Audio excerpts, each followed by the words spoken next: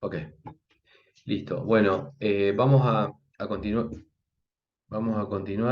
eh, con la clase, donde nos habíamos quedado en la diapositiva, donde comentaba justamente la ventaja históricamente, cómo se fue dando hasta llegar al tema de lo que es la concurrencia, y donde ahora justamente hemos estado hablando de concurrencia y las mejoras que introdujo, pero se introdujo. ¿A qué se introdujo la mejora?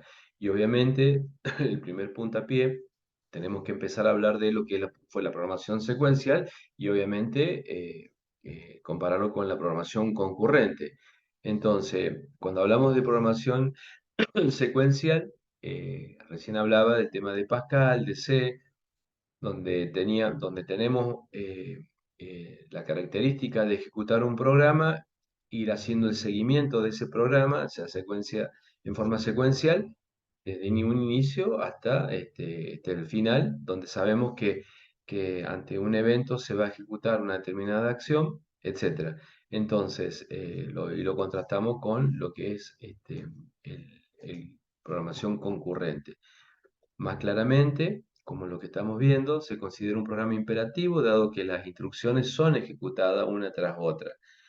Internamente, esa ejecución, una tras otra, habíamos estado comentando y ustedes me habían confirmado que lo habían visto, hacía referencia internamente a lo que es el program counter, el PC que tiene la próxima instrucción a ejecutarse, y eso va permitiendo que más allá de que usemos core, etcétera, lo cumple. Bueno, pero el tema es que cuando trabajamos con varios procesadores, es como que esta tarea se va a ir replicando para poder darle justamente la posibilidad de atenderlo del ejemplo que vimos inicialmente, eh, a los que toman café, té y leche en forma simultánea.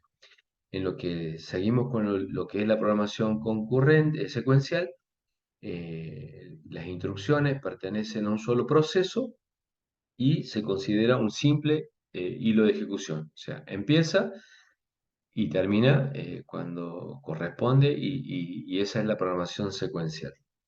Hoy en día, digamos, entremezclado con el tema de lo que son los eventos, digamos, por ahí podemos tener eventos en la cuestión de trabajo cuando por ejemplo, se dispara un clic de mouse, eh, touch en la pantalla, etcétera.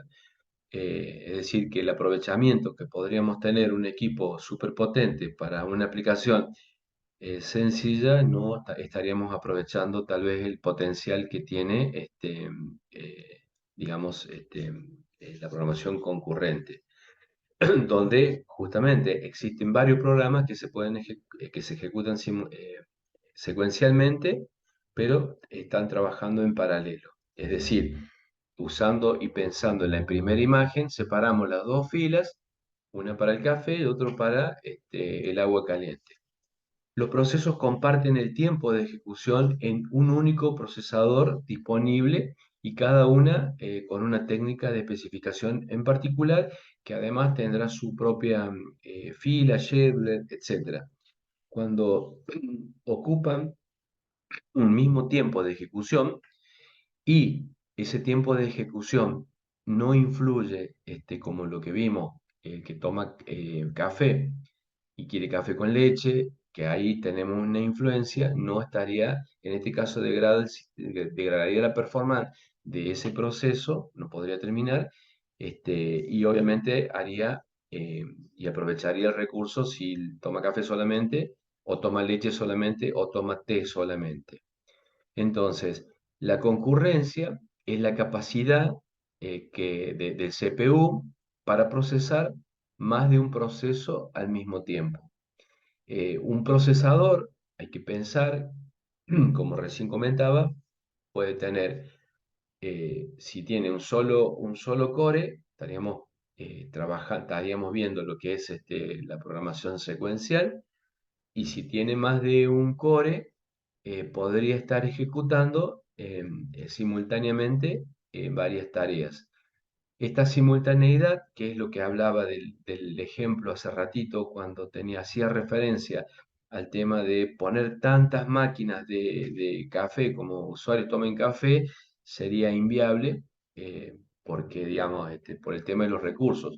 Por eso, la imagen siguiente lo describe claramente, donde tenemos en el dibujo de abajo, 4 CPU que tendrán su core y que permite este trabajo de poder terminar en el menor tiempo posible la atención, ¿no? 4 personas, supongamos que estén haciendo esa fila de café, té y leche, saldrán, si están divididas, en menor tiempo de que si tuvieran solamente una única fila, que podríamos entender podría ser el dibujo de arriba.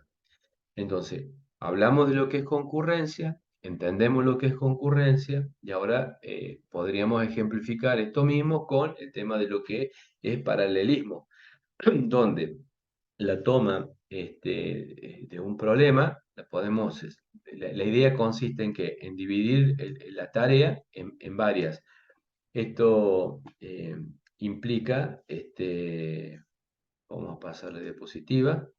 Este, Esto implica que las tareas se puedan de alguna forma dividir, que es la idea de poner varias máquinas, o sea que la misma tarea la podamos dividir o subdividir. Cuando logramos subdividirlo en distintas fracciones más pequeñas, entonces esas fracciones más pequeñas las podemos procesar en forma concurrente. Esa es la idea. Entonces, como les comentaba inicialmente, existen algunas técnicas si se cumplen las premisas de esas técnicas, entonces podemos llegar a dividir. Es decir, que cuando ustedes tengan que en su vida profesional desarrollar un sistema con esta complejidad, sepan, porque las vamos a ver, que por ahora solamente es un entusiasmo de ir mencionándolo, eh, que existe una técnica de decir, bueno, mira, tengo esta premisa, que sí o solo sí se cumple esa premisa, con todas el condicionamiento, entonces esto lo puedo ejecutar en forma paralelo. Entonces, bajo esa temática no es al azar, de decir, esto creo, no, no, justamente, y esa modalidad tiene que ver con lo que recién les comentaba, de poder saber de que uno de los puntos es el tema de la dependencia. Si no existe dependencia, listo, es altamente calificable, al menos pasa uno de los requisitos para poder ejecutarse en paralelo. Por eso es que la misma tarea que se divide en fracciones más pequeñas, le vuelvo a reiterar en el ejemplo que hice hace ratito.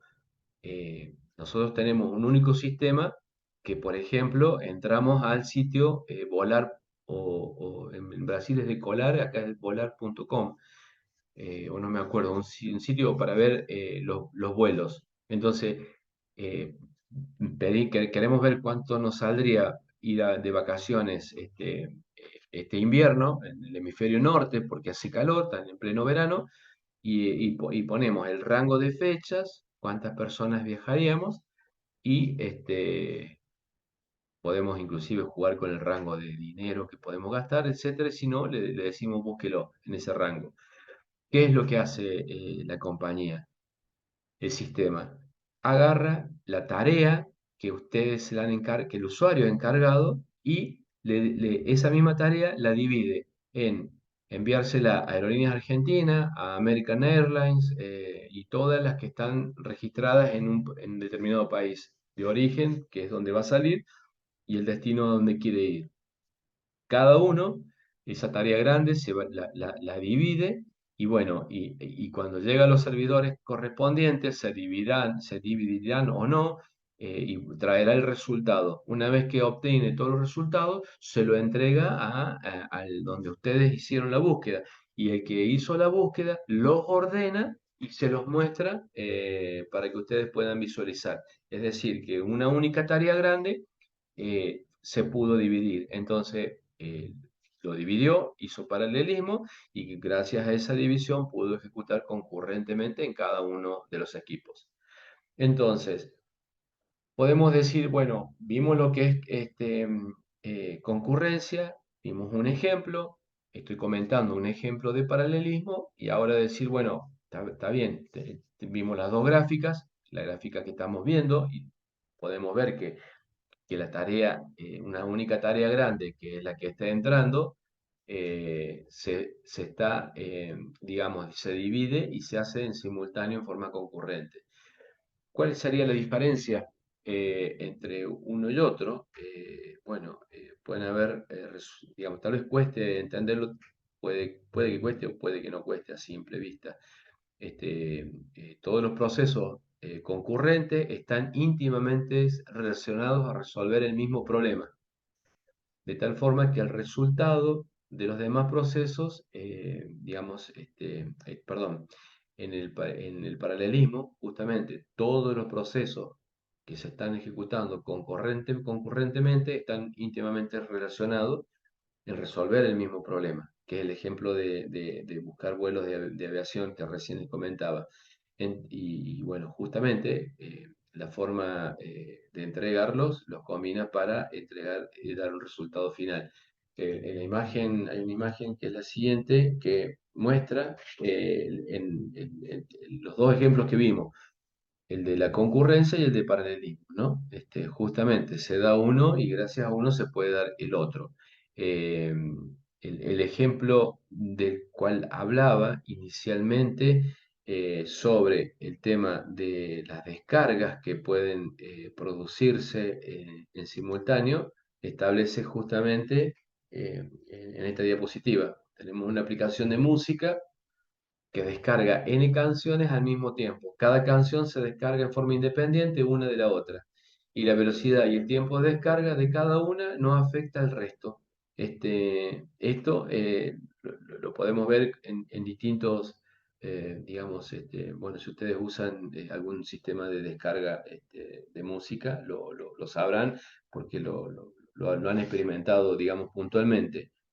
Eh, Hay un ejemplo también que tiene que ver con el paralelismo, que justamente está puesto en la gráfica siguiente y hace al ejemplo que recién les comentaba, el tema de los viajes, una página de viajes de vuelo, que busca secuencialmente en cada aerolínea las promociones. Y obviamente esto es lento y utiliza el paralelismo buscando las promociones en todas las aerolíneas.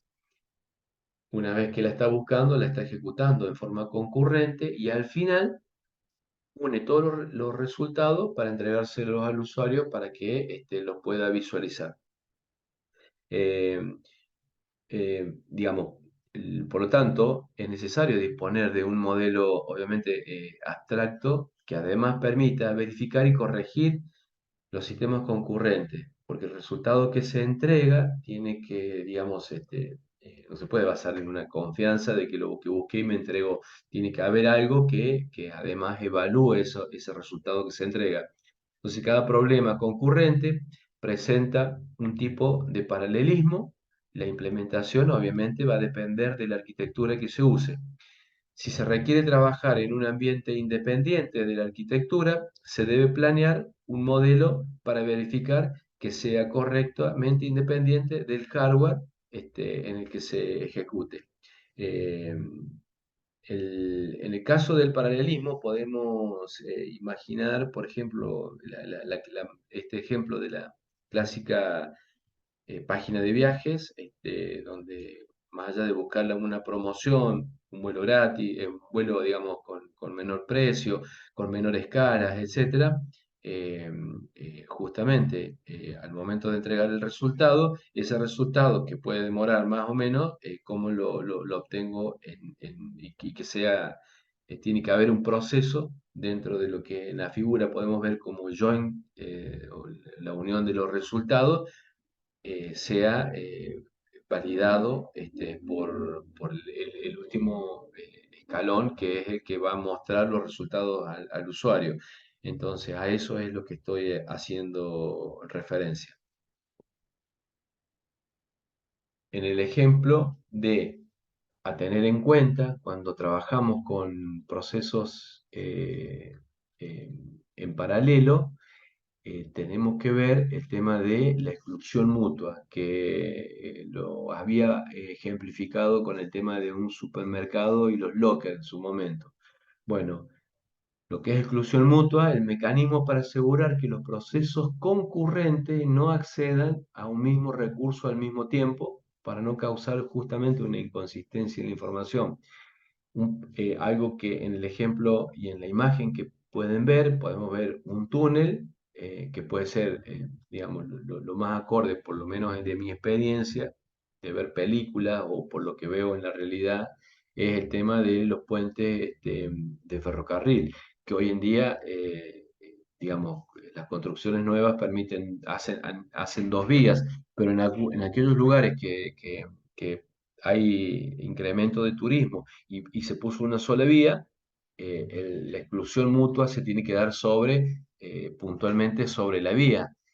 Y en algunos lugares, supongamos que estamos hablando de una cuestión ferroviaria, en algunos lugares hay una pequeña desviación haciendo un tramo que sea de dos vías. ¿Y por qué hacen ese tramo de dos vías? Eso, si no me equivoco, también lo he visto cuando uno podía viajar en tren sin problema. Ahora se ha vuelto a habilitar un poco, pero supongamos, había una única vía de ida y que se usaba para la vuelta, para ir a Buenos Aires puntualmente.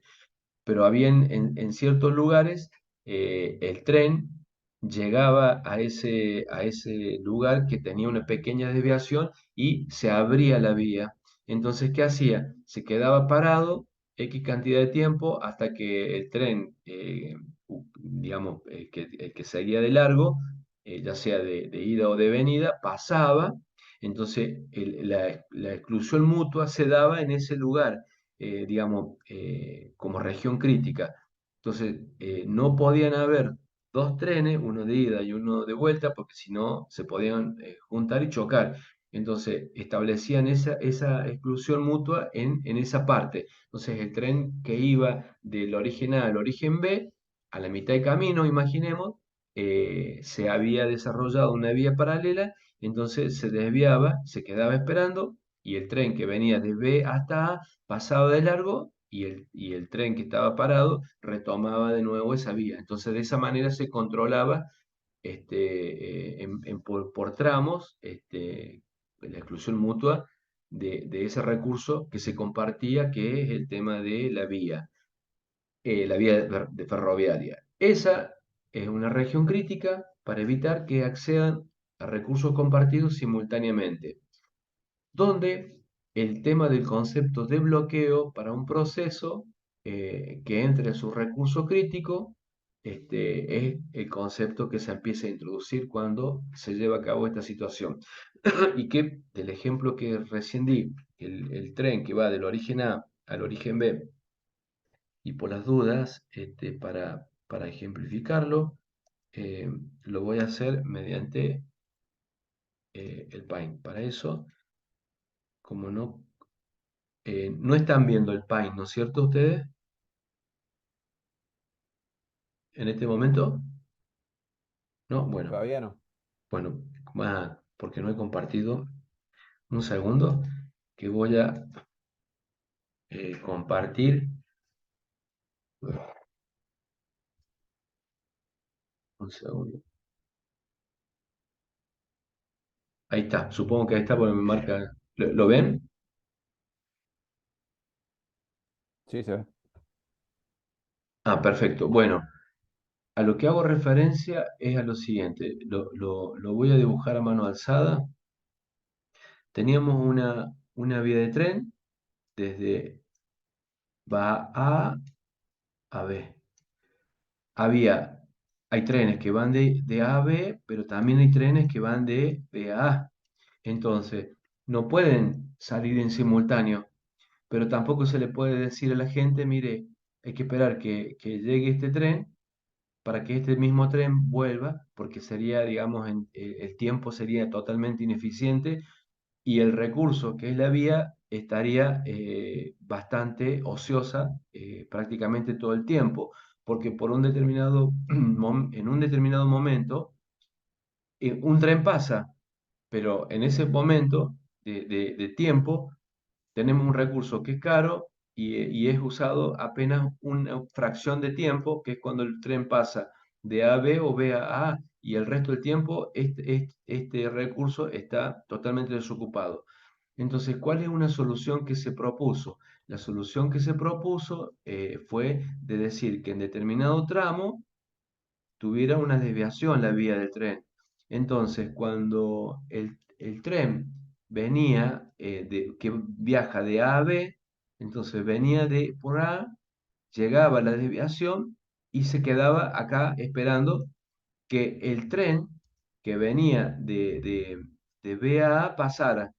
Cuando llegó a la región crítica, que es esta que está acá, la vía está desocupada, entonces sigue camino. Y cuando terminó de pasar la última parte por este sector, entonces este puede retomar este camino. Cuando se detuvo, cuando se detuvo en este sector, voy a poner otro color para que... Cuando se detuvo en este sector, computacionalmente se bloqueó. Es decir, que este proceso que se llama tren de A a B se bloquea hasta que pase el tren, digamos, y no haya ningún peligro de choque.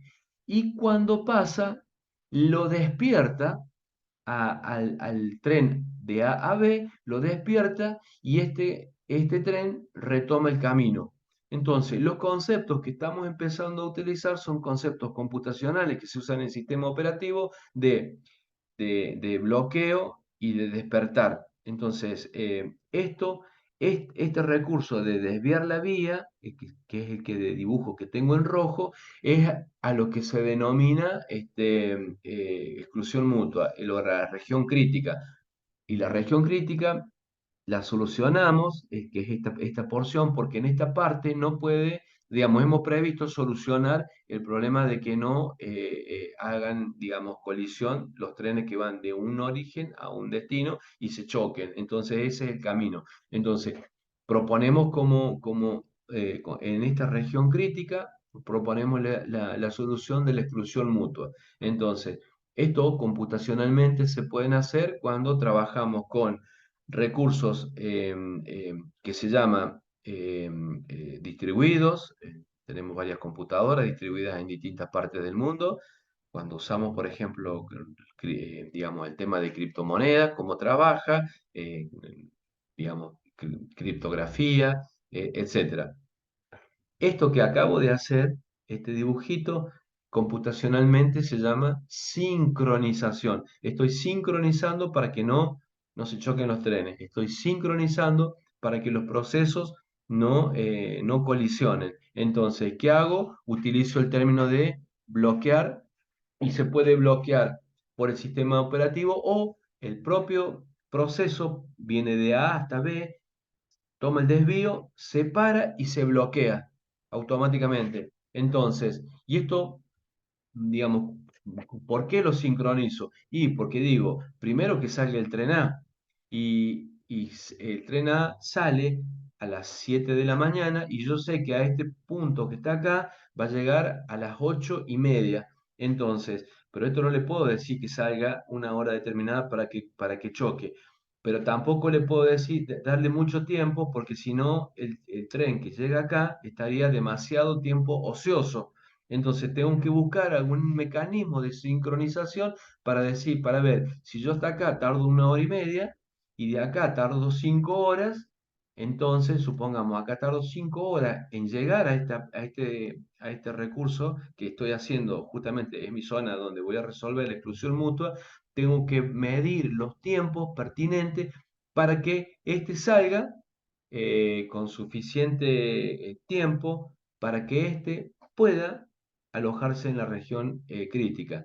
Este proceso que estoy armando ahora, que se llama sincronización, existen tres tipos de sincronizaciones o tres tipos de procesos.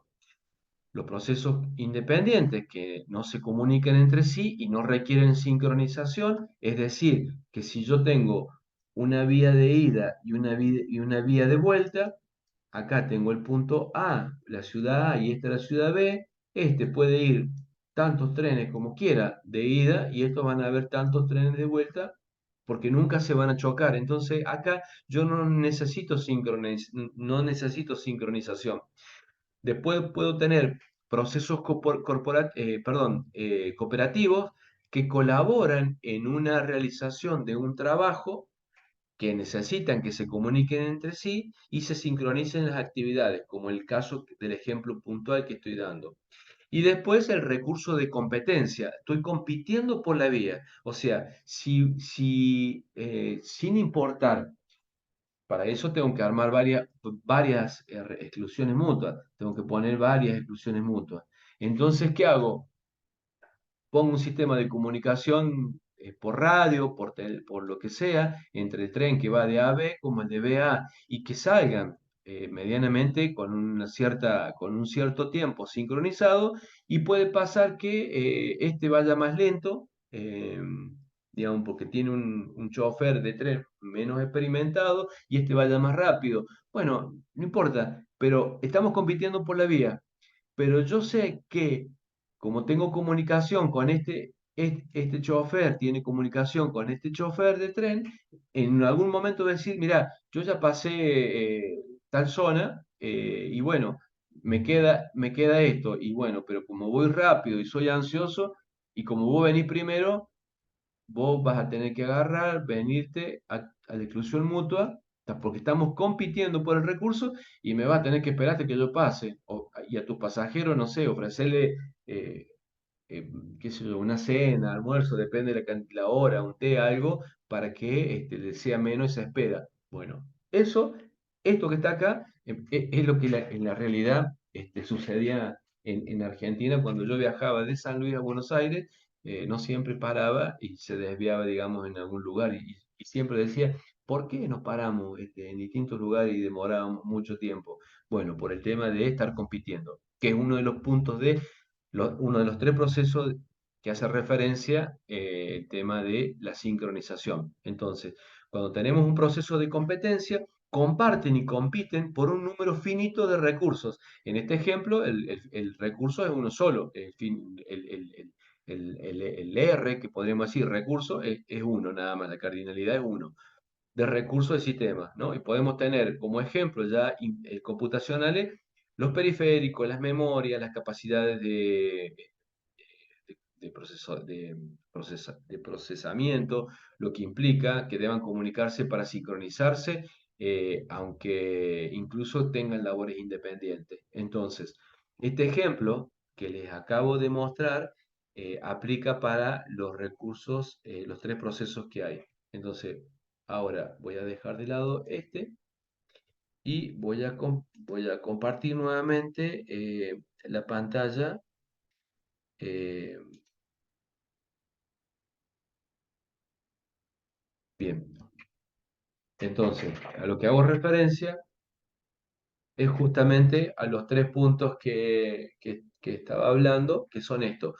No, o son independientes, no tengo ningún problema, o son cooperativos, estamos cooperando, lo cual necesitamos que nos comuniquemos entre sí, nos sincronicemos, entonces tengamos el ejemplo que vimos recién, o el tema de, mira, no me importa, yo estoy compitiendo, pero entonces a nivel de hardware tendrán que haber varias zonas de exclusión mutua para que los trenes no se me choquen.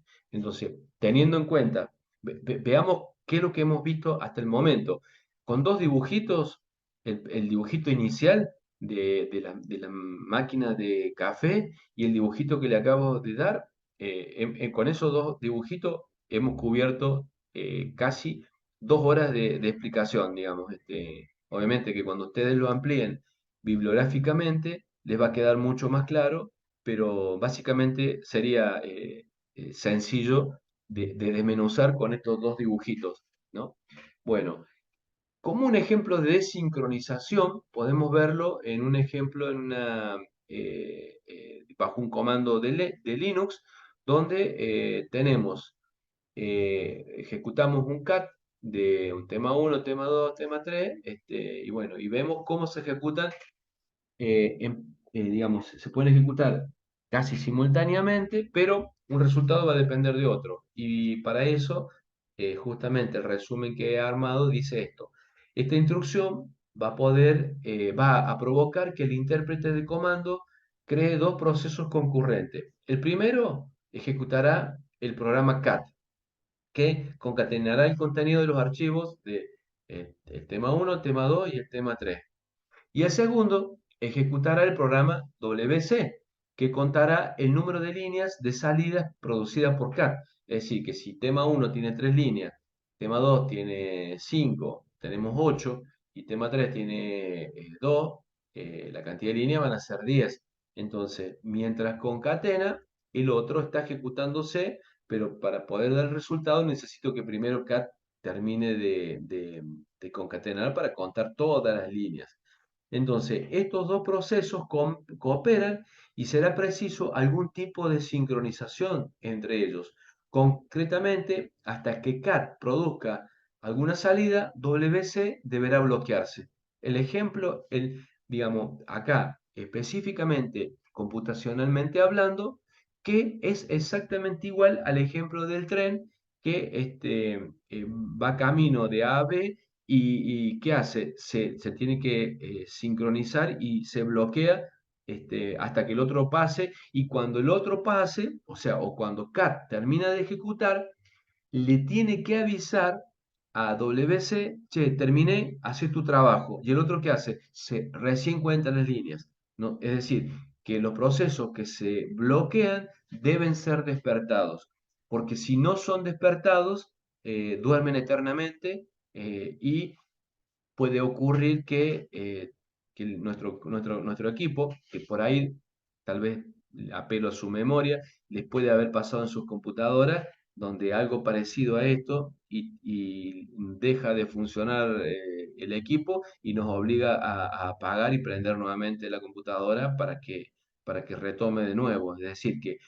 uno puede entender que alguien se fue a dormir y nadie lo despertó, o sea, algún proceso que necesitaba ser despertado, nunca se tuvo acceso y por lo tanto no pudo continuar la acción y queda ahí, digamos, entre quién me despierta, no te despierta nadie, y eso forma parte de otros problemas que por ahora no lo vamos a ver, que tiene que ver con una materia que se llama sistemas operativos, que se ve puntualmente en sistemas operativos, donde se pone un ejemplo, que hay ejemplos clásicos que lo estableció Dijkstra, un autor que habla justamente de distintos problemas y, digamos, en algunos problemas uno tiene, por ejemplo, el tema de resolver si tengo pocos platos y muchos invitados, cómo hacen para tratar de comer al unísono, y hay problemas de resolución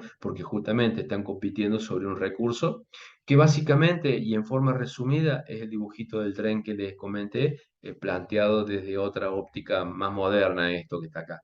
Y aprovecho de preguntarle, ¿ustedes tuvieron sistemas operativos en la materia o una parecida?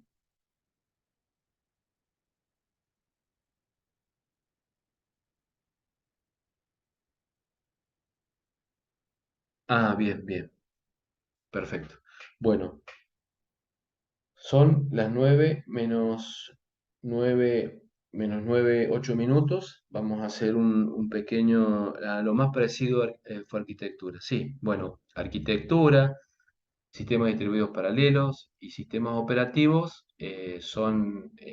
digamos, son primos hermanos, digamos, pues están estrechamente, es una línea, una columna vertebral junto con la programación, claro, van de la mano, junto con lo que es programación, eso termina de cerrar para el profesional cuando tenés un desarrollo. Generalmente hoy en día se virtualiza todo, si lo contrata alguien de afuera para hacer algo o en una empresa y hacen una determinada porción, pero si pasan a ser jefe de lo que están haciendo, bueno, uno dice, bueno, ¿qué infraestructura es la que tiene? Y después de eso pregunta qué sistema, con qué lenguaje programamos. Pero básicamente lo que están preguntando es sobre tres materias que ven: arquitectura, sistema distribuido paralelo, y sistemas operativos. Es una pregunta implícita. Y la otra es qué lenguaje están programando en el backend, en el frontend, en base de datos, etcétera, pero software. Entonces, como verán, son columnas vertebrales. Vamos a hacer un recreíto para que puedan despejarse. Yo también voy a parar la grabación un ratito. Eh, reanudamos la grabación.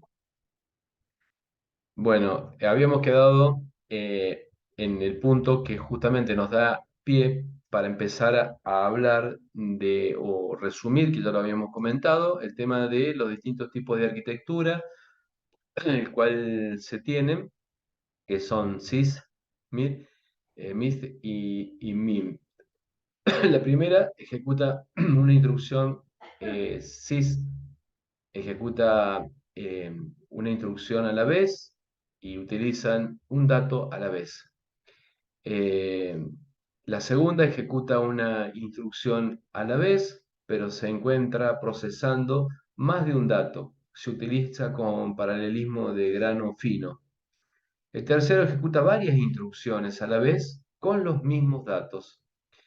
Como verán, ya tienen un perfil para lo que es concurrencia, paralelismo. Y el último tiene más de un procesador y cada uno ejecuta un programa diferente con múltiples flujos de datos. Cada procesador tiene acceso a la memoria global que reduce el tiempo de comunicación. Se utiliza para grano medio y grano largo. Y estas se clasifican en memoria compartida con multiprocesadores o memoria distribuida con multicomputadoras, que son los clústeres o grids. La, en la clasificación vemos el dibujo que recién les comentaba, donde está resumidamente, hablábamos de lo que es lo de cuando hicimos la primera clase sobre la clasificación de von Neumann.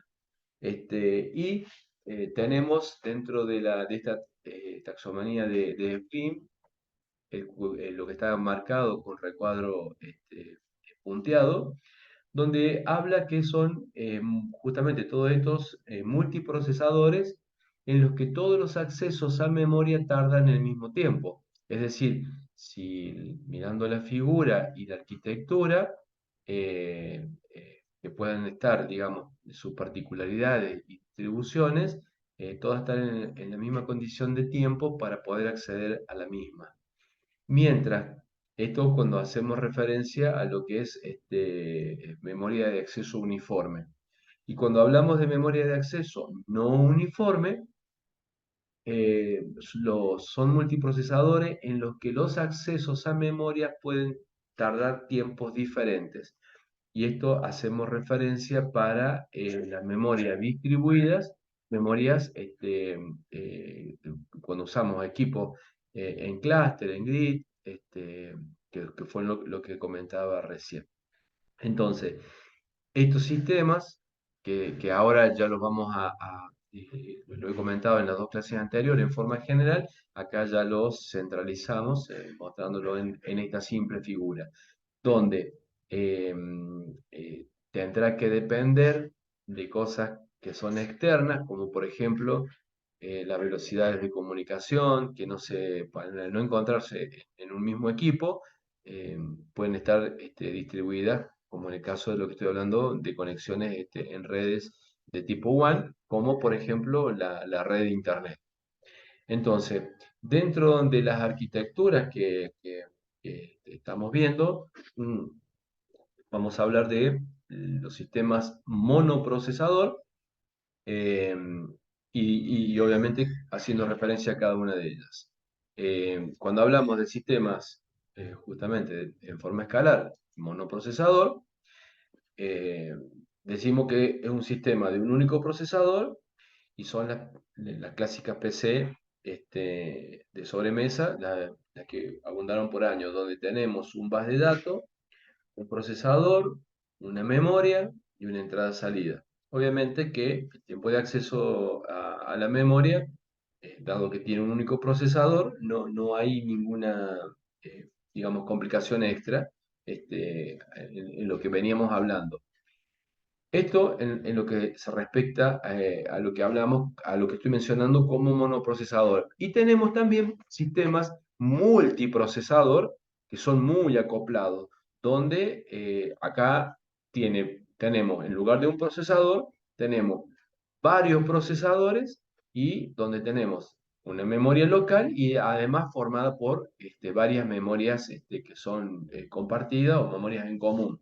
Entonces, del dibujo que estamos viendo de la imagen, pasamos a la imagen que les estoy haciendo referencia, donde estos varios procesadores son usados en distintos servidores, ¿no? Y en la figura es bastante clara.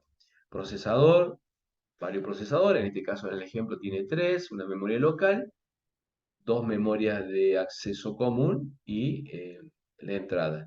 Y obviamente, mirando solamente la imagen, podemos darnos cuenta, justamente por el dibujo, para hablar de que lo que tiene que sincronizarse, en lugar que es natural, lo que es el bus, la comunicación, así como hablábamos de, el tema de las vías del tren, estamos hablando del tema de lo que es el bus. Si es un solo bus, que es de ida y vuelta, podrá haber un solo mensaje, el resto podrá estar ocioso esperando que se desocupe el canal, esa sería una desventaja. Y si el bus de datos es de entrada, o sea, tiene dos vías, una de ida y una de vuelta, podrá mejorar, digamos, la performance de acuerdo al bus de datos, que termina siendo un inconveniente que puede degradar la performance. Lo mismo con el tema de la memoria común.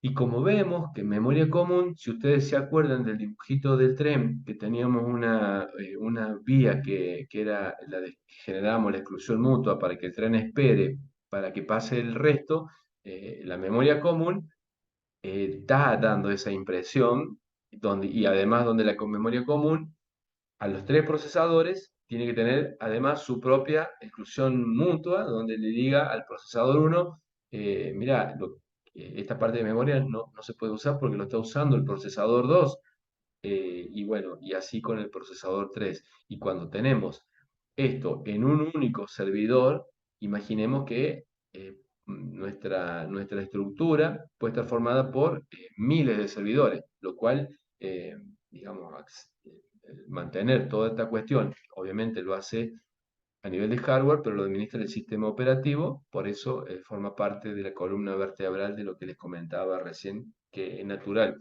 que inclusive cuando en el ejemplo vuelvo a decir, caemos al tema de ir a una empresa, lo primero que dice, bueno, ¿qué infraestructura hay y cuál es el lenguaje de programación que se usa? Con eso estoy resumiendo todo lo que estamos viendo.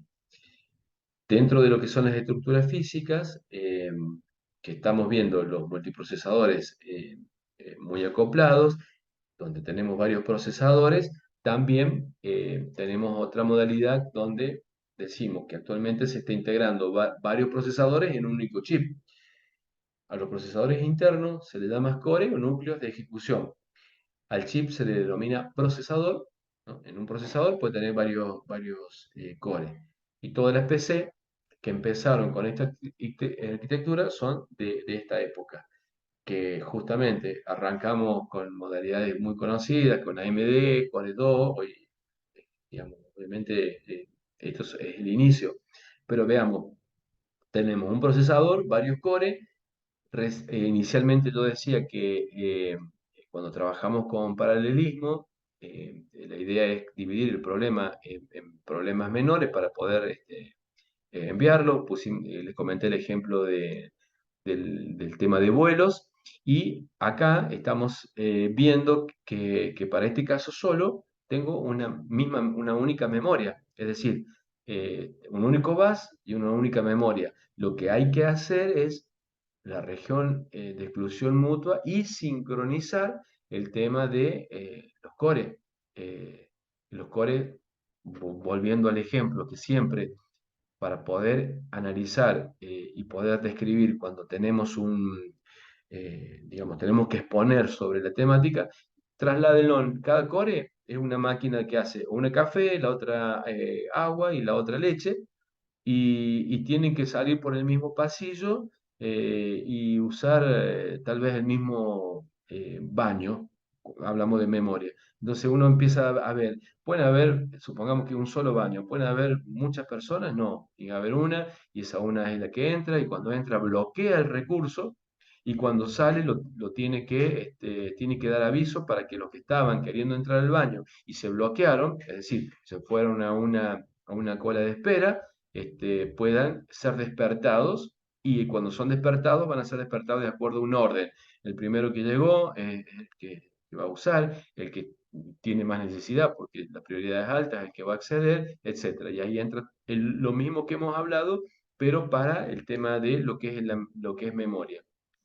Y hablando, así como se inicia con esta modalidad, core, dos core, eh, esto sería lo más moderno. Lo más moderno es una placa madre que fue comprada, es de una notebook que fue comprada en 2021 y 2022. Esta foto la tomé yo, y la foto que sigue es la que también tomé, donde van a hacer una tarea ahora que consiste en lo siguiente. Eh, Ubican la batería de la notebook, que está esa parte grande, negra, en la parte izquierda. En la parte derecha tiene un disco mecánico. Inmediatamente abajo tiene una memoria RAM, un SODIMM, se llama cuando se usa memoria RAM para notebook. Tiene un slot vacío, tiene el cooler, que está un poco sucio, y tiene algo que está marcado en color amarillo, amarillo, verde, está marcado con un círculo.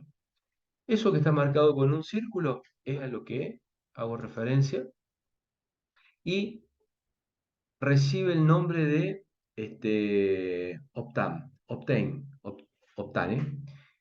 que es un tipo de memoria. Cuando hablaba del tema de por ejemplo, tenemos un dispositivo celular, eh, y voy a inventar, voy a ponerlo como para que se entienda, un modelo G, G25, ¿no? G25 con 1 GB de RAM sale 50.000 pesos, y un modelo G25 que es igual todo, pero en lugar de 1 GB tiene 4 GB de RAM, vale 150.000 pesos, ¿no? Entonces, en el ejemplo, digamos, tal vez salga más lo que estoy diciendo, al menos el de 4 GB, y el de 1 GB probablemente oscile por ahí. Y uno dice, ¿y qué es qué es lo caro? Lo caro es la memoria.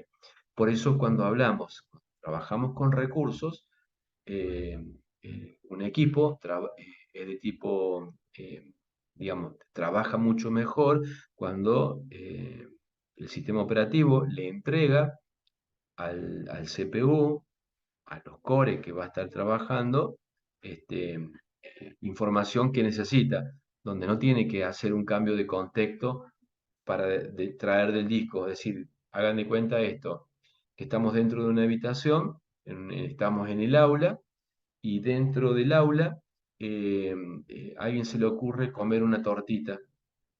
Tiene hambre, tortita o factura, no sé cómo se le llama allá, ir a comer un alimento.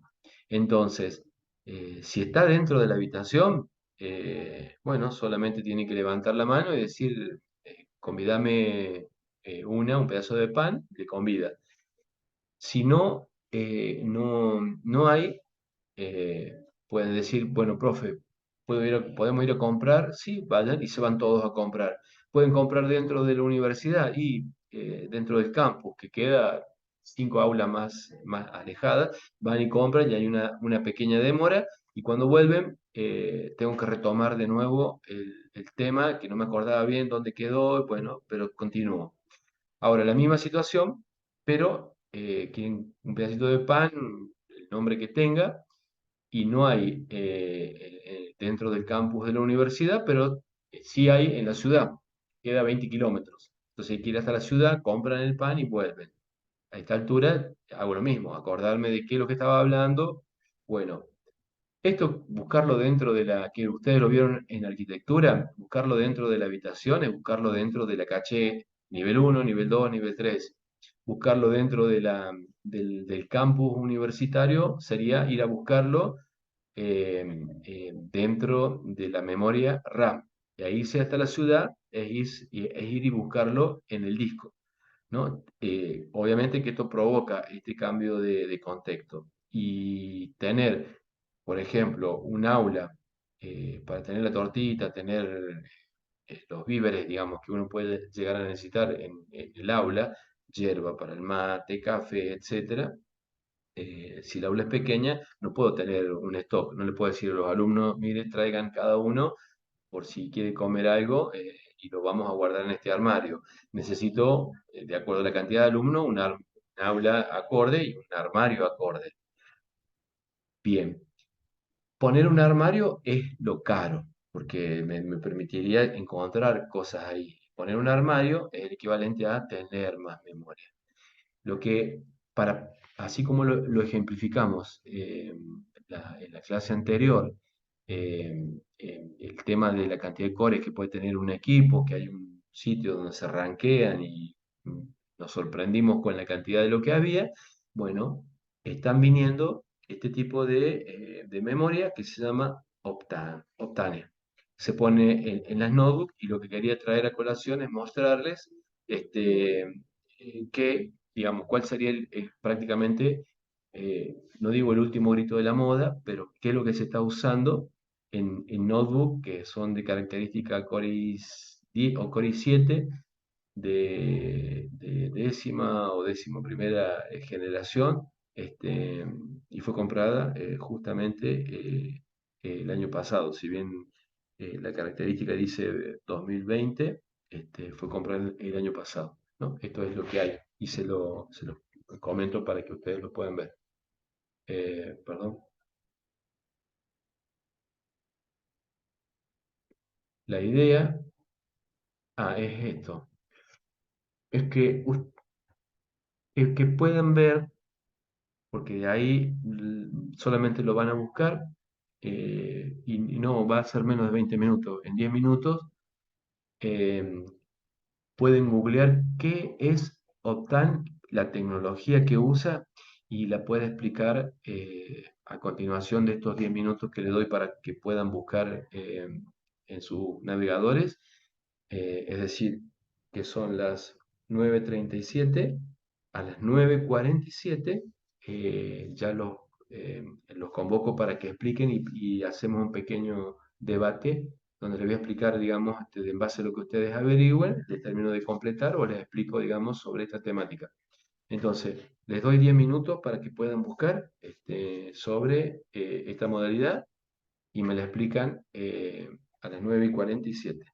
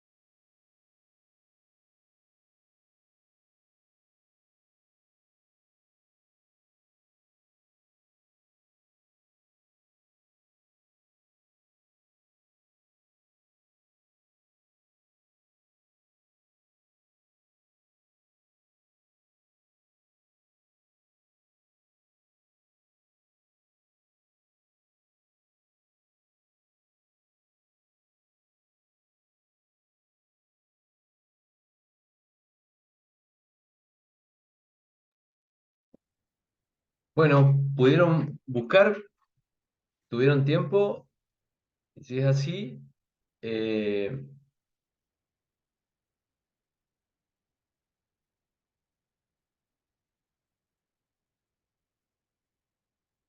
y qué hace puntualmente esto que con la introducción lo,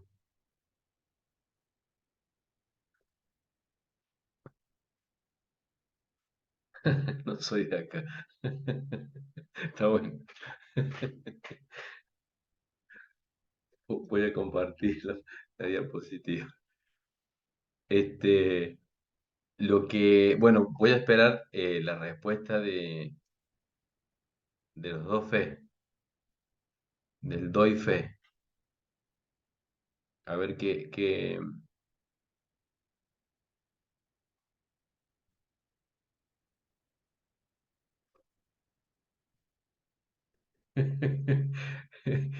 Sí, es como una caché. O sea que mostrarle tecnología, supongamos que tengo la posibilidad de mostrarle tecnología quantum, no lo llevo porque me van a hacer pasar vergüenza, me van a hacer matar de risa.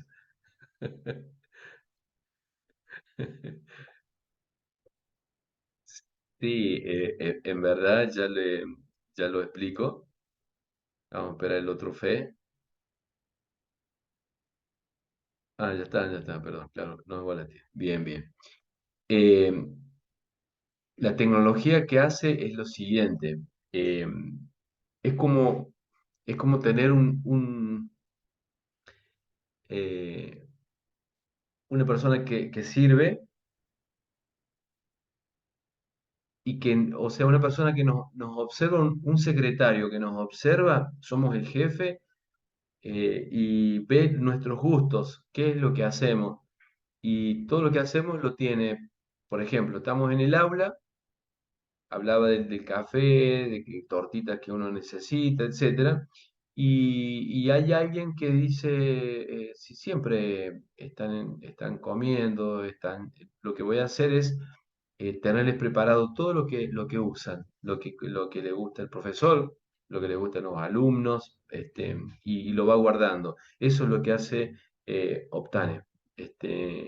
Guarda obviamente en complicidad del sistema operativo, guarda toda... Acá, esperen un segundito que me olvidé de poner grabar. Ah, nunca la pausé. Bueno, em, claro, sería como pretender los patrones de uso. Lo que hace es básicamente es mirar qué es lo que hace frecuentemente y lo tiene todo a disposición. Entonces, como es una memoria que tiene, digamos, de alta velocidad, no es tanto como la RAM, donde que se ejecutan los programas, donde van a parar los programas, esto tiene lo que va a usar, lo que usa frecuentemente.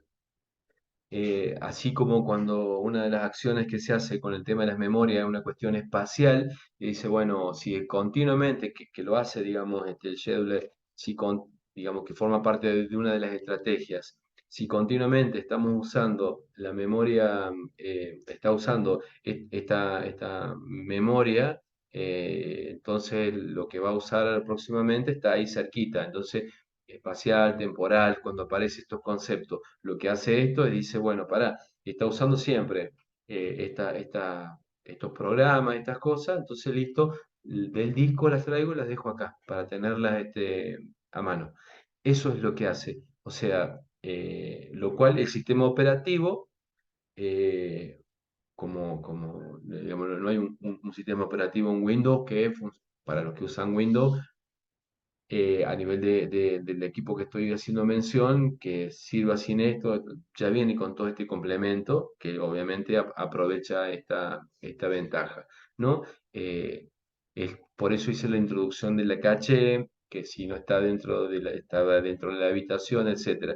Esto es una nueva modalidad, una forma que he encontrado de mejorar la performance del equipo, porque justamente la carrera que se está corriendo desde hace un tiempo es mejorar la prestación, la performance del funcionamiento de un equipo. Entonces, partiendo de esta base, hablamos ya de lo que son los sistemas, obviamente, o siguiendo la misma temática los multiprocesadores, que son pocos acoplados, podemos hacer referencia, como lo vemos en la siguiente diapositiva, de los redes de equipo, las granjas de computadora, las redes LAN, la red de WAN y los sistemas distribuidos, donde a través de esta red se interconectan distintos dispositivos, como lo que estamos viendo en la imagen. Y trabajar con distintos dispositivos que no son homogéneos, totalmente heterogéneos, involucra el concepto de lo que estaba mencionando hace rato, de trabajar con el tema de lo que es memoria compartida. Cuando trabajamos con memoria compartida para evitar el riesgo de que haya una colisión, es decir, que esa colisión me obligue a modificar datos que no han sido leídos, etcétera, ¿no? Que pueden haber, en el ejemplo que comentaba recién del baño, no puede haber más de una persona, involucra dar un aviso cuando se bloquea y cuando está desocupado.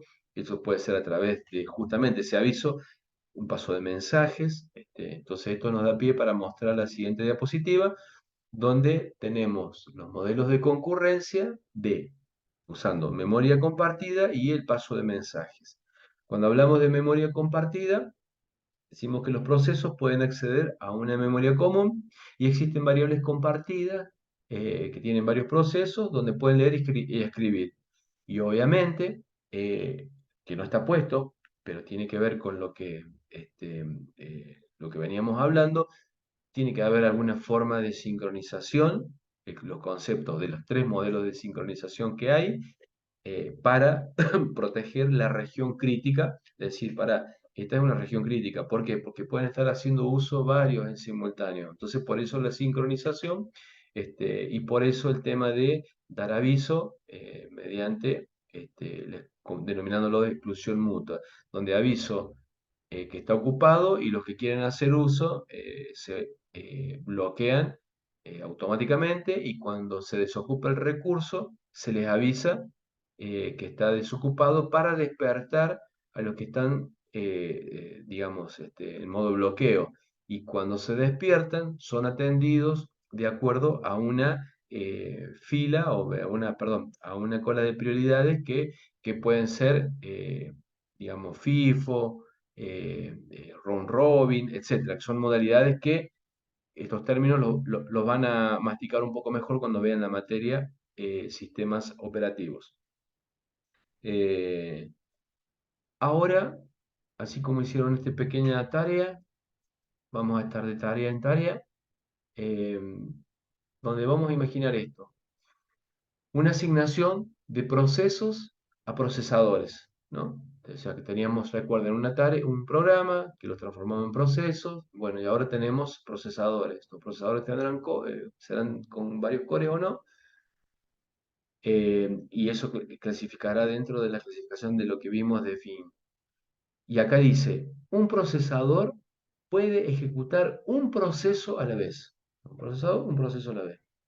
Dice que en 15 minutos los alumnos en conjunto expondrán respuesta de qué ocurre si hay que ejecutar más procesos que los procesadores disponibles. ¿Qué es lo que sucede? Si se animan, lo dicen ahora; si no, nos tomamos un ratito de tiempo para que lo piensen y lo discutimos, ¿no?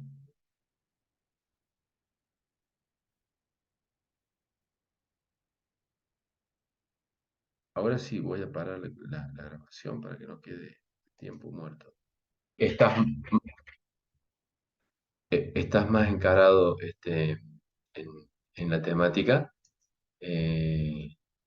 Bueno, resuelto el tema. Pasa eso, o sea, si lo trasladamos en una realidad que nos permite, a través de un ejemplo paralelo, eh, a ver, es como cuando vas al súper y hay una sola caja abierta, hay prioridad para algunas personas, embarazadas, discapacidad. y el resto debe hacer cola y esperar que se libere la caja para pensar, para pasar. Sí, básicamente ese es el ejemplo paralelo y donde ahí tenés muchos procesos que los procesadores disponibles. El secreto, justamente, acá estamos hablando de un recurso compartido que es la cajera, que es el CPU que decía Galo. Tenemos una fila que tiene que ser administrada y cómo van pasando a la caja. Y en la caja van pasando de acuerdo a ese nivel de prioridad. Si tiene la misma prioridad, pasa y lo ocupa, pero digamos, la administración pasa por una cuestión eficiente de la administración de lo que es en esa cola de espera. Y esa cola de espera, obviamente, genera una exclusión mutua sobre la caja porque no pueden haber dos personas en simultáneo entregando productos. Sígalo. No, que por ahí lo que veía con el tema del ejemplo del supermercado es que por ahí no, no se puede ejemplificar con eso el caso de que, por ejemplo, un proceso necesite a otro para funcionar. Mm, Eh, como a veces pasa con las instrucciones dentro de algún CPU, digamos que una tarea necesita a otra para poder terminar de ejecutarse.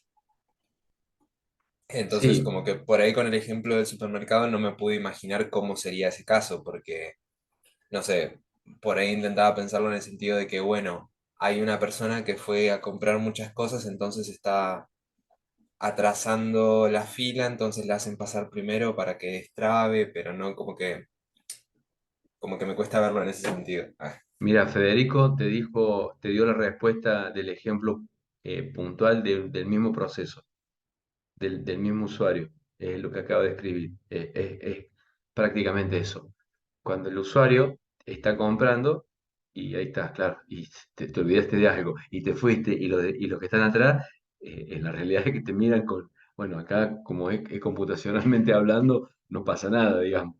Notás la baja de performance en algún momento, y como uno está acostumbrado que tenés microcortes de internet, tenés cosas, o sea, distintas dificultades, la dejas pasar. Te tiran un warning, ¿sí? y te hacen, y te hacen esperar como loco. Y si es una persona mayor de edad, olvídate. Este, me ha pasado. O sea, pero el ejemplo que puso recién Federico, esa sería la traducción. Bien, ahí está el ejemplo que pedías. Claro, vos lo estabas mirando que estaba dependiendo que terminara otro para ser atendido, digamos, esa persona, ¿no?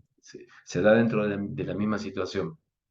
O sea, ahí pueden ver que un proceso no solamente puede estar necesitando, digamos, hay una dependencia con otro proceso, pero puede tener una dependencia propia que está esperando la resolución de algo propio que esté necesitando y no puede terminar. Entonces, por supuesto que en este caso, a nivel computacional, sucede otro tema, que en este caso el quantum, al vencerse, o sea, suponete, en el caso del ejemplo de recién, estás por pagar, estás poniendo las cosas y te acordaste de que te falta un artículo, está bien, anda a buscarlo, pero perdiste el turno si pasó el minuto que te correspondía o los 2 minutos de atención que te correspondía, digamos, y empieza la cola de nuevo para ese, o sea, no hay otra vuelta. Esto computacionalmente. Sí, en el súper sería fantástico, porque lo ves que, pero degradaría más la performance en el súper. ¿Por qué? Porque todos los artículos que puso los tiene que volver a poner de nuevo a la vuelta, los tiene que volver a poner de vuelta en el canasto, en el carrito. Tendría que tener otra persona para decir que la cajera le diga, bueno, no viene, bueno, le diría a los de la cola, bueno, como no viene, si quieren que los atienda al que sigue, guárdenle los productos en el carrito. Bueno, ahí se van a pelear para ponerlo, esa sería la realidad. Pero a nivel computacional, se terminó el quantum, chau, andate a hacer fila de nuevo. Bueno, entonces viendo el tema que lo tienen bastante claro con estos ejemplos que en paralelo, eh, pasamos a lo que es multiproceso, donde vimos procesadores, un procesador, varios procesos en un procesador. Ahora, un multiproceso, lo vemos en la siguiente gráfica, que dice que cada proceso se ejecuta en su propio procesador en un sistema de memoria compartida.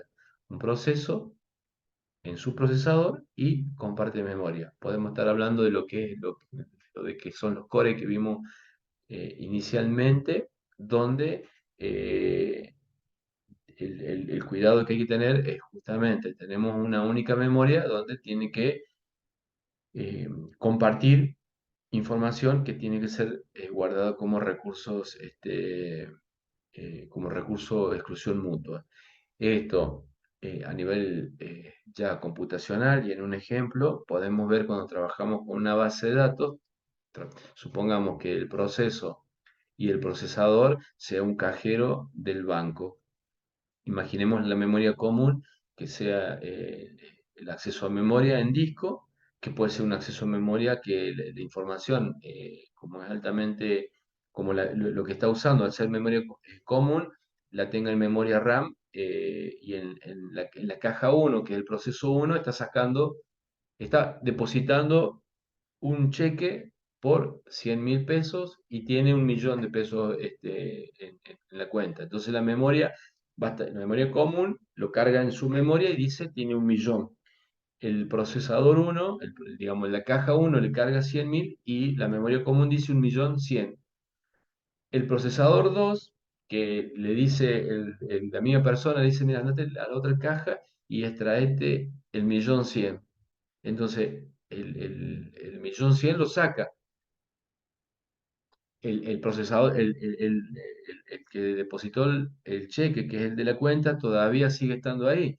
Si no hay un aviso y un refresh del uso común donde se garantice la consistencia de la información, puede provocar que el procesador 3 o la persona de la caja 3 saque otra vez el 1.100.000, pero ya lo retiró el 2.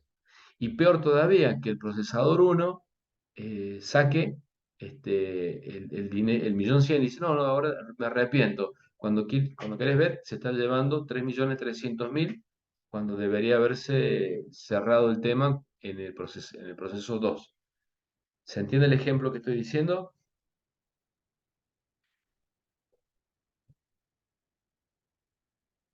Que la memoria compartida común no solamente tiene que está compartiendo, sino que además tiene que estar dando aviso constantemente en una sincronización con todos los procesos que están haciendo uso e informándole del cambio que se está produciendo. No solamente sincroniza digamos, de mandarlos a dormir o que esperen, sino que además les tiene que estar dando aviso, dependiendo del sistema y dependiendo de la infraestructura que use, tiene que estar dando aviso constantemente a todos los que están accediendo a esa memoria en común. ¿Se entiende?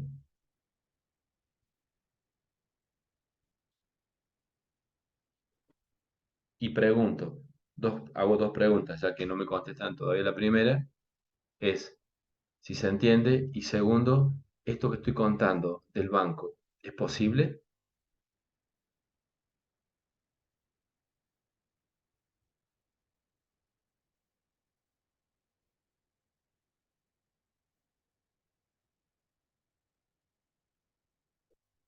¿Hay alguien ahí? Hola. Ah, me asusté. La, ok, estabas pensando.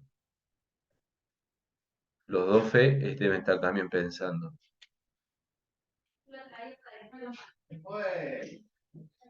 Bien. Ah, el Diego también. Ah, perfecto. Bien. Voy a pausar la grabación para escuchar las opiniones de ustedes y yo contarles. ¿Se entiende por qué no paré la conversación? la conversación, no, la clase, porque pasa eso, eso es la realidad. La teoría es justamente que se deba respetar y cumplir a rajatabla esto. Un error de sincronización, porque la memoria está garantizada, la instrucción mutua, porque lo consideran región crítica, entonces está todo bien. Ahora, un error en la sincronización eh, puede causar grandes catástrofes. Esas grandes catástrofes uno las puede observar, por ejemplo, si pudiera ser posible, que bueno, se los acabo de contar, en los cajeros automáticos, ¿no? Supongamos que el cajero automático pudiera dar, uno dice, quiero ver el saldo dice 1.100.000, del ejemplo que dije. Quiero, quiero hacer un movimiento en el menú de opciones 2 y me dice 1.100.000 y le transfiero al proceso 3 el 1.100.000. El proceso 1 vuelve a ver el saldo 1.100.000. Ah, bueno, digamos, eso en la realidad no sería posible, ¿no? ¿No? Bueno, ahí les he espoleado un poco lo que les estoy contando, lo que les conté entre medio. Bien, pasando al tema de lo que sería el procesamiento distribuido, cuando hablamos de multiprocesos, en este caso de procesos a procesadores, tenemos la estructura de decir un proceso, un procesador, un proceso, un procesador, un proceso, un procesador. Memoria compartida. ¿Cuál es el tema de cuando trabajamos con procesador distribuido, procesamiento distribuido? Tenemos lo que vemos en la diapositiva, donde cada proceso se ejecuta en su propio procesador dentro de cada máquina en una red. Esto es lo que hablamos de, lo que hacía referencia cuando les comentaba de lo que es un clúster, ¿no? En una PC, un procesador, una máquina. Tengo otra PC, un procesador, una máquina.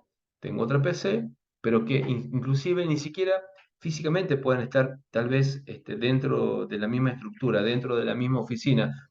Yo puedo tener mi computadora acá en San Luis, ustedes cada uno en sus lugares de residencia en este momento, ponemos un sistema operativo y tenemos un sistema distribuido, ¿no? Entonces, queremos hacer una acción determinada y esa acción determinada me permite que se ejecute porque no hay ningún problema, que se ejecute algo en mi equipo, pero tenemos que velar cuando un dato que necesito no está en mi máquina, está en la máquina de ustedes.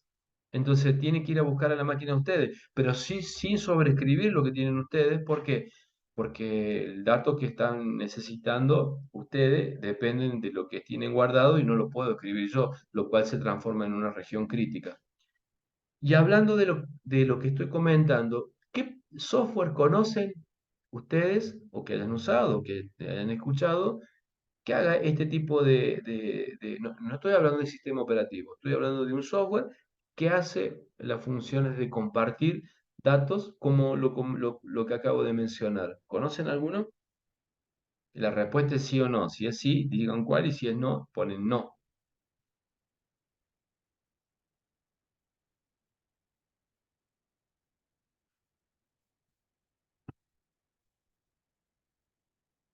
Creo que no estoy. Eh, ¿Han sentido hablar de torrents, de las aplicaciones, digamos, peer-to-peer? Bueno, eso es lo que hace. Si ustedes lo tienen instalado y yo lo tengo instalado, haría una cuestión parecida al ejemplo que estoy dando. Lo que tengo instalado es un sistema colaborativo, entonces busco, por ejemplo, la película X, porque quiero ver esta noche esta película, entonces lo primero que hace lo busca en mi procesador, en mi equipo. Sería proceso, busca en la máquina 1. No lo encuentro, entonces se va por red y a la más cercana o de acuerdo al sistema que tenga en ese momento, pero es un sistema distribuido. Entonces se va a la máquina de otro, que puede ser ustedes, que tienen el mismo sistema y se comunican y le pregunta a la máquina de alguno de ustedes, che, ¿tenés esta película? Sí, sí, la tengo. Entonces la empieza a descargar en mi máquina. Yo para esto sigo haciendo otra tarea que no me impide porque el otro lo está haciendo justamente. Dentro del mismo tiempo estoy haciendo otra cosa mientras me está descargando. Pero resulta que esa máquina que yo desconozco se apaga y como se apaga el sistema, ¿qué hace? Sale corriendo, pero eso ya lo hizo de antemano. Miró que en la máquina 3 también lo tenía. Y la máquina 3 puede estar ubicado en alguna parte del mundo, no necesariamente dentro de Argentina o dentro de mi red LAN. Entonces, continúa bajando desde ese lugar y para mí es transparente. Yo siempre lo bajé de un solo lugar. No me dice, ahora lo voy a bajar de tal equipo, lo baja, ¿no? Entonces, cuando quiero ver, tengo completo y me avisa un cartelito que dice, ya está todo la película bajada, ¿no? Eso es lo que termina haciendo. Por eso que ese tipo de sistemas la mitad y mitad. No, porque justamente dentro de, bueno, por ejemplo, suponete Federico, porque forma parte de la historia. Se hizo de esa manera, bajaste en español y empezaste a hablar y la ves en inglés. Eh, ¿Eso pasa en la realidad? Pasa en la realidad. Pasa actualmente y no lo he detectado en este año, pero el año pasado sí lo detecté. Si estás mirando DirecTV, y estás mirando una película, entró una pausa, fueron a la propaganda y cuando vuelve la propaganda de español, estás viéndolo escuchándolo en inglés y siguió toda la película en inglés, sin subtítulos. Si les pasó, bueno, es una realidad, ¿no? Sistemas distribuidos. Se apagó una máquina que estaba proveyendo el servicio de streaming en español, pero continúa en inglés. O sea, no perdió, digamos, la secuencia, pero estás viendo en vivo, en tiempo real, en otro idioma. Esto no digo que sea común, lo he apreciado en algunas oportunidades, o sea, en más de una, lo cual puedo entender que es altamente probable que suceda. O sea, se brinda el servicio, pero no tener, digamos, tal vez el idioma se mete, en este caso, en otro. Bueno, acá estás viendo servicios que se ejecutan. No, no, es real, es caso real, o sea, eso, por lo menos en San Luis, que es muy atípico. Esto en canal de cable pasa, que se corta la señal.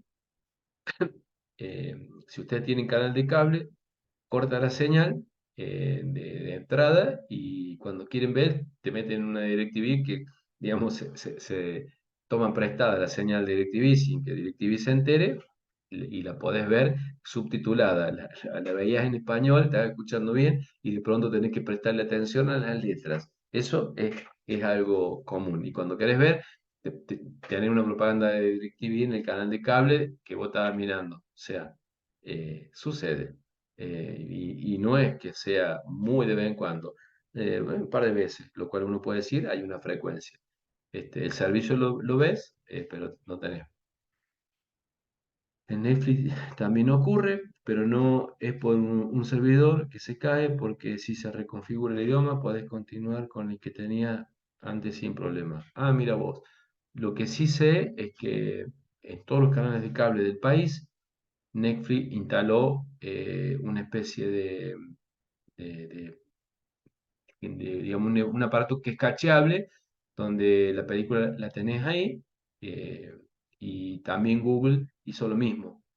Y hay veces que me sorprende, en estos días me sorprende cómo la gente, puedo deducir eso, ¿no? Deduzco sin saber nada más, pero usando el sentido común, como el diario Clarín, el diario La Nación, está siendo accedido. ¿Por qué? Porque en mi navegador eh, estoy conectado en este momento, inclusive vía inalámbrica, pero pongo uno de estos diarios y voy a decirlo irónicamente, no alcanzo a presionar el enter y me aparece toda la página. O sea, es increíble la velocidad que tiene. ¿Y por qué? Porque el sistema cacheable es fantástico, el que están usando mi proveedor de Internet en este momento. Bueno, acá les acabo de contar un ejemplo práctico y ustedes, digamos, fueron disparando otro ejemplo como el el que acaba de dar Diego con el tema de Netflix. Es decir, que están viendo que la realidad, digamos, está jugando mucho con la parte teórica de lo que estamos viendo. Y, y me hace acordar, y acá voy a poner otro ejemplo práctico, en lo siguiente. Durante el Mundial de Brasil, el Mundial de Fútbol de Brasil, se contrató a la Universidad Federal de Minas Gerais, antes del Mundial obviamente, y la cátedra que da sistemas distribuidos y paralelos, fue la encargada de mejorar el sistema de streaming, para que para usar justamente el tema de los paquetes que llegan, pudieran mejorar la calidad de servicio, para justamente desde Brasil, que se transmitía, se pudiera hacer con esa performance, y eso se hizo, no recuerdo si 1 año o 2 años antes del Mundial. Yo estaba ahí en la universidad y, digamos, gigante el campus universitario y la infraestructura que tiene, obviamente. Entonces, cuando lo vi en las noticias, fui, y como es algo común que las empresas contraten a la universidad, a esa universidad para distintas cosas. Por ejemplo, el año pasado tuvo Huawei, hizo un convenio, y ahora Canadá, el gobierno de Canadá hizo otro convenio, y anteriormente, Amazon, Avaya, Cisco y el consorcio, digamos, que formaron, le bajaron 5 millones de euros para que pudieran hacer tesis doctorales y de maestría, y le instalaron servidores, en Brasilia, con conexión de fibra óptica con Brasil, con Europa y Estados Unidos, para que puedan pertenecer a un grupo exquisito de universidades que usan recursos cuya explotación, que le dicen, bueno, y encima les pagamos, pero les pedimos eso, tesis, maestría y doctoral, porque después son usados por la industria, ¿no? Y usan esta estructura de máquinas virtuales, sistemas distribuidos. Por eso a mí me permitía, con pocas sentencias Linux, tener 1000 computadoras, que lo hice para probar, en forma casi inmediata, así como lo que vimos en el ejemplo de Datatex, Don Web, que es lo que les mostré en su momento. Esto lo tenía mediante sentencias Linux, una pequeña sentencia Linux, listo, y ponía yo la cantidad de equipos que quería con la performance, que necesitaba, y la tenía en tiempo real, al toque. Obviamente que todo el sistema de virtualización y lo que involucra, es parecido a lo que estamos viendo en este momento, porque yo no sé si están los equipos disponibles en Brasilia, o tomaba parte de Brasilia y algunas universidades de Europa y de Estados Unidos, y yo, para mí, era un solo equipo, pero estaba distribuido, donde el manejo, de todos los recursos de exclusión mutua, de pasaje de mensaje y todo lo que le estoy comentando, la realidad la estaba viendo. Y a partir de eso, el uso de la mejora de la cuestión de streaming que se hizo en su momento, ¿no? Estos son ejemplos prácticos de cómo se invierte, y como la mano de obra, se necesita, es altamente calificada, o sea, no un programador, un desarrollador, no, mano de obra que entienda sobre estos sistemas distribuidos y paralelos. Por eso se le bajó 5 millones de euros, ¿no? Una importante suma, que no es que va a parar directamente en los bolsillos, en forma parcial, a todo el equipo de trabajo. Bueno, cuando tenemos paralelismo real, y empezamos a ver lo que significa la multiprogramación, porque tenemos un paralelismo real, multiprogramación, y empezamos a decir, bueno, vamos a ir, haciendo el proceso para poner en distintos procesadores, en distintos cores, los hilos que vamos a ir generando. Entonces, paralelismo real se obtiene cuando hay un procesador por cada proceso. Un segundito, por favor.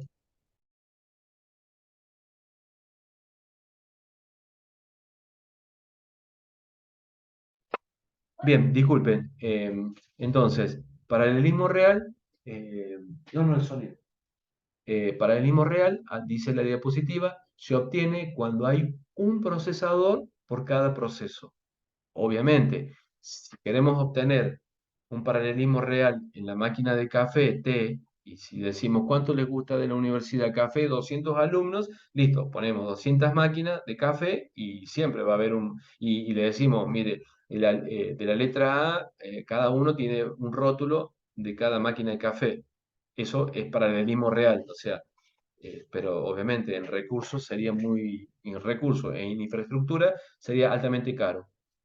Se consigue un aumento de la velocidad de ejecución del programa con respecto a la ejecución secuencial, no cabe la menor duda, pero la idea es que de usar con los recursos el paralelismo. Cuando tenemos la ejecución secuencial, el proceso 1 empieza, termina de ejecutar y empieza el proceso 2. Cuando tenemos el paralelismo real de tener digamos, no importa el tamaño de lo que ocupe, cada uno va a hacer uso del recurso que tiene asignado y lo va a poder hacer, digamos, en el mismo espacio de tiempo. Esto, obviamente, da inicio y viene en forma natural a lo que es la multiprogramación, donde varios procesos se ejecutan, pero en el mismo procesador. Entonces, del modelo ideal del paralelismo real, ¿no? Entonces le pregunto, paralelismo real, ¿dónde se da? Ya saben, un recurso para cada proceso. Pueden poner el ejemplo del café para cada máquina y tantas máquinas como alumnos haya. Cuando hablamos de multiprogramación, entonces, varios procesos se ejecutan en el mismo procesador y cada proceso se ejecuta durante un tiempo y luego pasa a ejecutarse el siguiente proceso, o sea, tenemos una compartición de tiempo. Esta parte de compartir el tiempo es lo que usa en multiprogramación. Y cuando hablamos de compartir tiempo, estamos haciendo referencia a el manejo de un quantum para cada proceso y una fila, una cola de administración para los procesos o los hilos que se están ejecutando en ese procesador. Es decir, que volvemos a hablar del principio básico de lo que venimos repitiendo y se aplica para cada una de las cosas que estamos y que vamos a seguir viendo. Un tiempo determinado de uso y por ese tiempo determinado de uso va a parar a su cola correspondiente, es decir, terminamos hablando siempre de la cola del supermercado para una acción o la otra. O sea, querés ir a comprar en el supermercado carne, tenés la misma y pagas la carne. Querés comprar pan dentro del mismo supermercado, lo mismo con la verdura, lo mismo con las gaseosas, etc. O sea, tenés un supermercado exitoso donde podemos verlo en el ejemplo, tenemos un procesador y tenemos varios procesos, ¿no? Este procesador es que el que hacía referencia inicialmente cuando trabajábamos con varios cores, pero utilizando el tema de compartir el tiempo. Una única memoria donde, digamos, se está dando, y en este caso para este ejemplo particular, un cambio de contexto continuo. Y ese cambio de contexto continuo, usando la realidad, los equipos que estamos usando a nivel de una notebook, de una PC, tenemos la misma situación en ese cambio de contexto, donde si tenemos un disco de estado, un disco mecánico, como el disco de la notebook que vimos hace rato, podemos entender por qué se ponen lentos en la actualidad, con 4 GB de RAM. Porque el cambio de contexto, de pasar del CPU que no tiene en la caché, no está en la memoria, o un proceso que estaba ejecutándose, se determinó el quantum, ¿no? Usando la multiprogramación del desarrollo que pueden estar haciendo cualquiera que haya hecho cualquiera de ustedes, el terminarse el tiempo, ese proceso que ocupa espacio no se puede guardar en la memoria, lo manda al disco.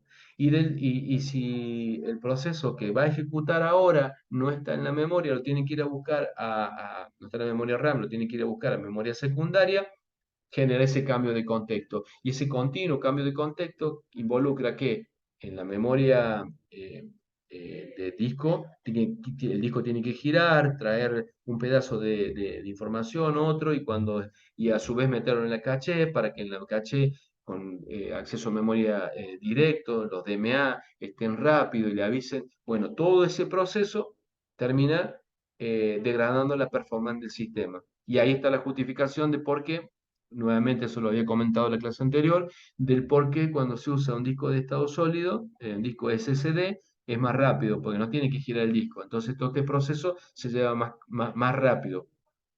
Eh, bueno, vemos la siguiente diapositiva, donde empezamos a ver lo que se conoce con el nombre de el paralelismo simulado, que básicamente el no tener una cafetera para cada uno de los alumnos, entonces tratamos de que en una hora, decimos, hablando del tiempo, bueno, ¿cuánto tiempo tenemos para darle de café a los alumnos? Té y mate cocido, y té y leche. Entonces, tenemos tantos alumnos, hacemos el estudio, hacemos la planificación y decimos, bueno, le vamos a dar media hora para que puedan desayunar, porque yo sé que en media hora todos se han servido o café con leche o té. Eso sería el paralelismo o pseudo paralelismo. Y se puede ver en la imagen que estamos viendo en este momento, donde decimos que tenemos un paralelismo simulado, corresponde al ejemplo que acabo de dar recién, y se obtiene cuando hay varios procesos que comparten el mismo procesador. El usuario percibe una sensación de paralelismo real y no se consigue, obviamente, un aumento notorio de la velocidad de ejecución del programa respecto de la ejecución secuencial. Pero esto que está en las bibliografías, digamos, actuales, lo rompe un poco, digamos, en esta velocidad de ejecución, el uso de la mejora de performance que se consigue con los discos de estado sólidos.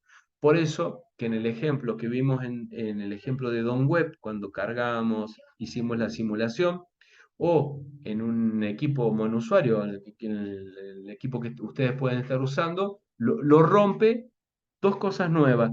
La tecnología que vieron, averiguamos hace ratito, de Intel, como también así la tecnología que hacemos uso con los discos de estado sólidos. Es decir, que, que rompe, ¿por qué lo rompe? Porque aumenta digamos, enormemente la velocidad, por eso está la tecnología y se vende.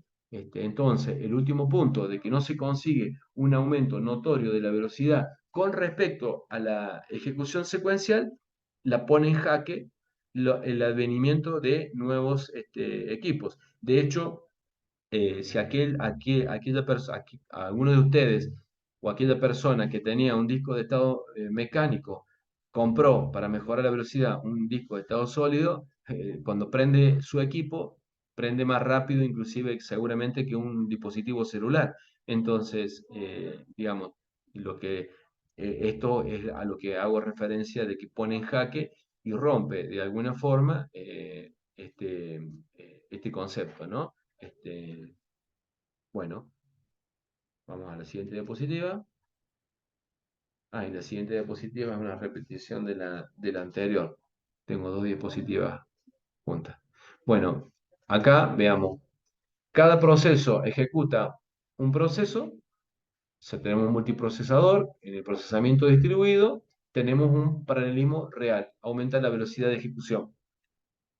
Ya 5 minutos más y termino, Galo. Así que, bueno, buen fin de semana y queda grabado, pero son 5 minutitos más. Esta y otra diapositiva y ahí termino. Cada procesador ejecuta varios procesos multiprogramación. O sea, este concepto resumido es lo que le puedo preguntar en un parcial, en un final. ¿Qué es multiprogramación y qué se da en el multiproceso o procesamiento distribuido? Cuando tenemos multiprogramación, tenemos un paralelismo simulado. No hay un gran aumento de velocidad en ejecución. Pongo lo que dice la bibliografía, se lo acabo de contrastar. con dos ejemplos, uno que ustedes lo averiguaron, que estuvimos discutiendo, les di unos minutos, y otro con el disco de estado sólido que ponen, digamos, que aumenta la, en verdad, la velocidad y mucho. En un sistema informático, lo más habitual es que se use la multiprogramación. Obviamente, es más barato, porque comprar tantas cafeteras para todos es más caro que hacer el paralelismo simulado a través de la multiprogramación. Aunque dispongamos de varios procesadores, porque en la mayoría de las ocasiones hay más procesos que procesadores, que es el ejemplo que le di 15 minutos y lo reduje. Y la última diapositiva que vamos a ver el día de hoy tiene que ver con explicar. Multiproceso aumenta la velocidad de ejecución. La multiprogramación no siempre aumenta la velocidad de ejecución, sea, según la bibliografía actual. En la realidad es lo que les acabo de comentar. Incluso puede disminuir debido a que el reparto del procesador implique un costo adicional. Por ejemplo, cuando hay dependencia, tenemos multiprogramación y puede demorarlo. Entonces, les dejo la pregunta, que es la que vamos a contestar a partir de la próxima clase. ¿Para qué sirve entonces la multiprogramación? Y ahí lo dejo. Voy a parar la grabación. Ah, sí, estás espoleando, Galo, no, no. Tranquilo, Galo, no te hagas loco porque me estás cortando